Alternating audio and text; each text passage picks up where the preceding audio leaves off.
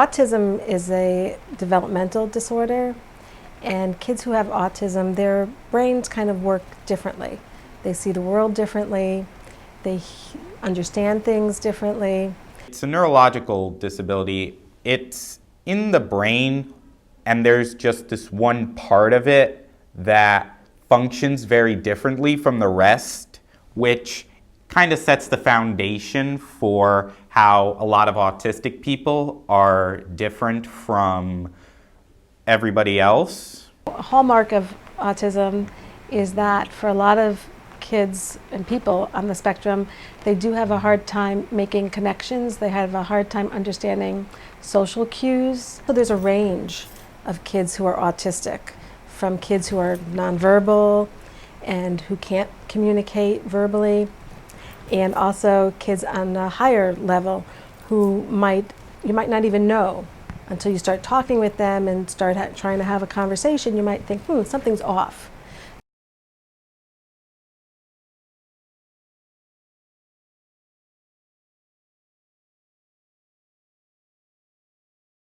When he was knocking his head against the wall as a 15-month-old baby, I said, oh no, that looks like autism to me. Just mother's instinct, because I hadn't done the research yet. I just felt very angry and like I have to do something about this. This is unacceptable. When he was 3, 4, 5 years old, I decided that he should learn how to eat in the restaurant. The minute they saw us, they knew the White's Family Diner. They knew that Sebastian takes eggs and cheese with French fries. And then so they would already prepare it as soon as they saw my car. And then Sebastian would sit, and then we would practice how to eat properly and how not to eat with his hand, none of that, People make a lot of assumptions about autism. I think they think of kids who have autism as not smart, or they blame them. They think they are doing things on purpose. They think they don't understand anything.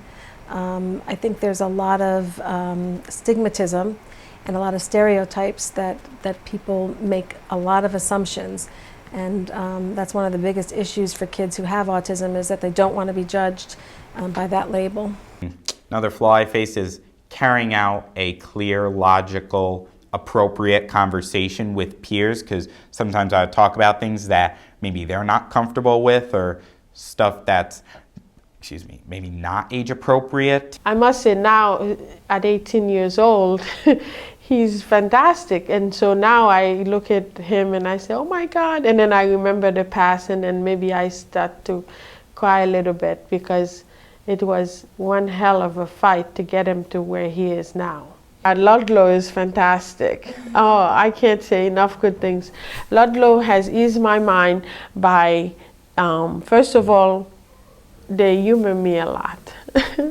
There's a big team, there's a PPT team that Sebastian has that has sort of made a wraparound type of thing. So it's like Sebastian is in the middle and then everybody is right here. Well, Sebastian's amazing. I think what makes Sebastian unique is that he's